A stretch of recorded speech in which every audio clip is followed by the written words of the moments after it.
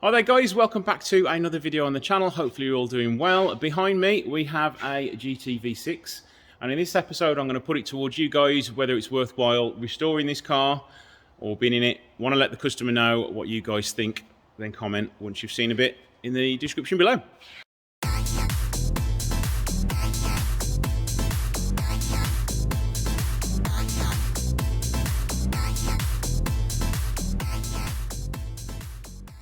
Right, let's have a quick look, starting at the front of the car. The customer has actually stripped the car down for pretty much paint already. There's only the front and rear bumpers left on it that would need taking off, really, and stripping the doors down. So half the hard work has been done for me. He's also removed most of the interior as well, so that makes the job one heck of a lot easier. But as you can see, it is in need of a paint job. It's absolutely covered in scratches on the bonnet, as well as cap paw prints. It has been sitting for quite a few years. I forget how many years it's been sitting for, but I would imagine it looks about 5 years to me. But it's purely a guess. Again, loads of scratches on the door, lacquer peel all over the roof, lacquer peel all over the rear quarter. It's got aftermarket, not aftermarket, but it's got Alfa 147 wheels fitted with some spacers. It looks like that's a recent job because they're all shiny still. It's got a different boot lid off a twin spark, but that is covered in lacquer peel as well. We've got a good rear badge on it though, guys. Look at that, look, isn't that shiny and bright? Rear bumper looks okay from what I can see at the minute, but again, that will get painted. Oh no, it's got a few scratches on it there. Big massive dent on this rear quarter, but that shouldn't be a problem to pull out. Loads of lacquer peel. Looks as though it's had a sticker on it at some point and it's been pulled off. Show you the lacquer peel on the roof. Again, there's more bare paint than there is lacquer left on that. Door, lots of lacquer peel again, and a big scratch where something's fell off it by the look of it. Let's see if there's many dents on this side other than that massive one. Yeah, there's a few in the door line, sort of halfway up. New tyres on it as well by the look of it. So that's one thing I haven't got to inspect. Nice bit of damage on that front bumper there, so it's going to need a new V6 front bumper. Wouldn't repair that because it's all bent in and it's cracked up there and it's got holes in a few places. So yeah, it's one I wouldn't even want to attempt to put back on a car because it's well out of shape. And yeah, a little bit of lacquer peel on the front of the grille there as well. Now, not much to show you on the inside, unfortunately, but a nice tan interior with tan leather seats. The wing mirrors are over there. They look as though they've been painted. They look rather shiny. Let's have a look.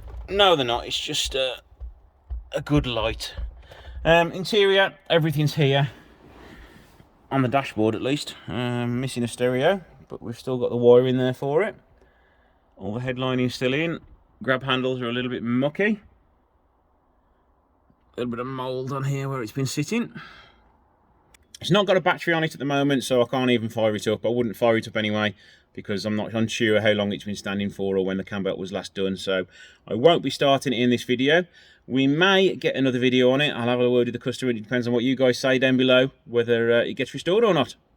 So let's get it on the ramp now and have a look at the rest of it.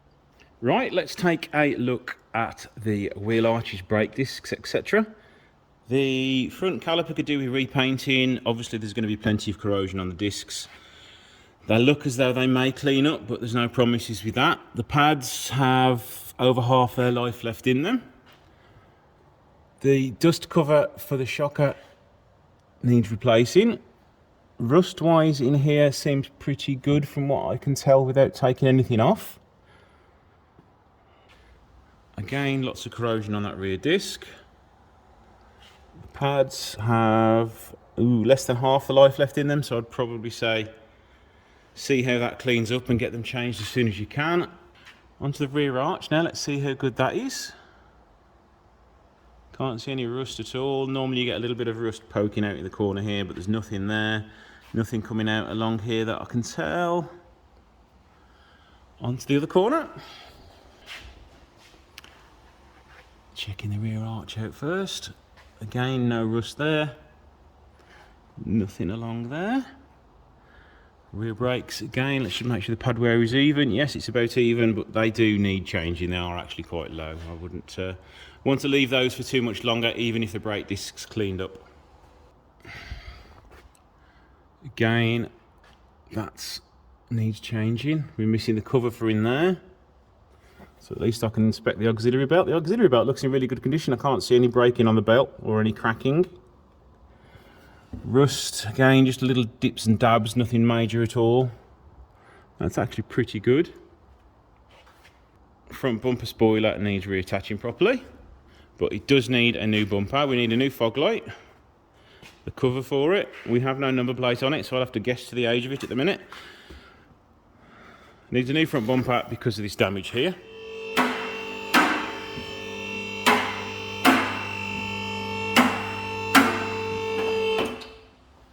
Right, let's have a look underneath. We'll start from the back and work our way forwards.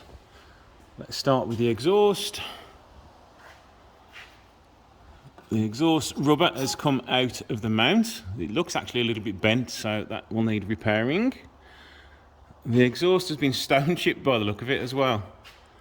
There's no holes yet, but it is quite thin there, and it's also quite thin up there. So the idea of getting an exhaust probably wouldn't be a bad thing. It's also gone a bit thin there as well.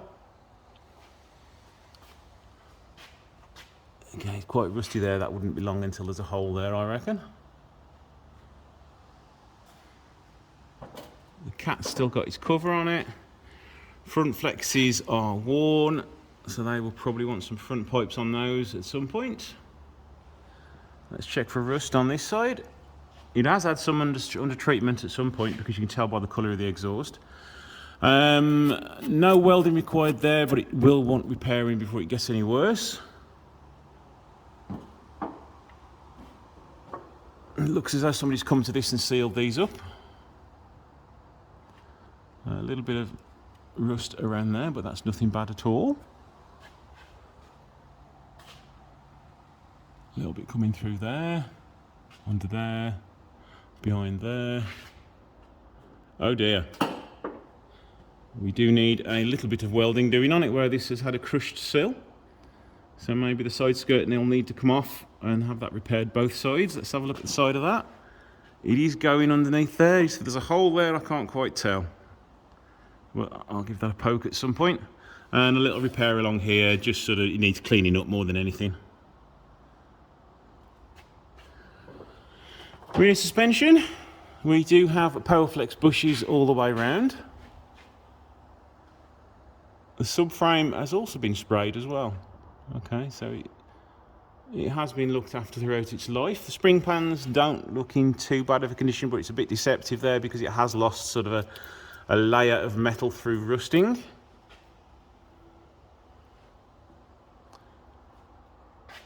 Rear shocker needs changing because that's leaking, look.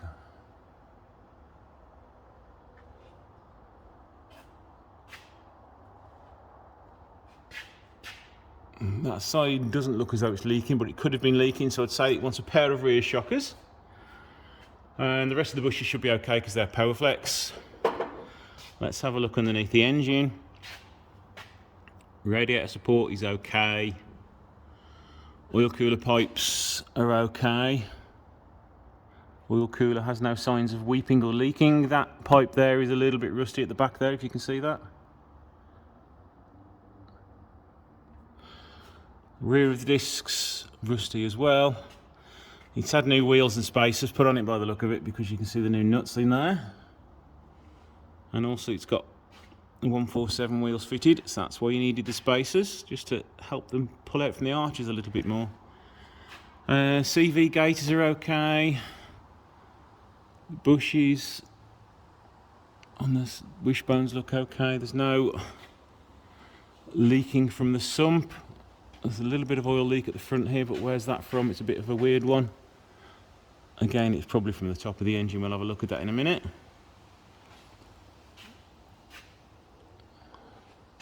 Radiator, from what I can see, which isn't very much, looks okay. So overall, that isn't actually that bad. I was expecting the underside to be a lot worse, but because this car's been looked after over the years, it's not too bad. The worst thing about it is you're probably going to have to take the side skirt off to get a proper job done on that welding repair. What else was there? A few other little bits and bobs need sorting out with some rust creeping through, but other than that, Seems okay. Right, let's take a look underneath. The lid doesn't support itself. Right off the bat, you can see major corrosion on these pipes. Spent some time and effort getting the engine covers refurbished, but I think they're a little bit too far gone to polish up. We've got an aftermarket stroke homemade intake pipe. Now I've only got one hand here, so I'm going to rest the bonnet on my head while I test this mount out. That mount is still okay. Can't see much on the engine. I can't see any oil leaks down the front. Everything seems intact here. There's no reason why it wouldn't run with a fresh amount of oil in it, some fresh fuel and a cam belt change. We've got one of the engine covers here, and one's missing on that side. Which, as I said earlier, we need some bonnet struts as well because it's not supporting itself. So as it's not ran in so many years, I'm not starting it. So we're just going to leave that as it is until we have the okay off the customer to get the cam belt and other bits done on it. So overall, this car isn't that bad of a condition. You've seen the inside, you've seen the outside, you've seen the underneath. You let me know and let the customer know in the comments down below whether you think this car should be restored or you think it should be a parts car. Personally, I think there's plenty of life left in this car, so you comment down below and let me know what you think. Thank you guys for watching. Don't forget to like, share and subscribe, and I shall see you in the next video.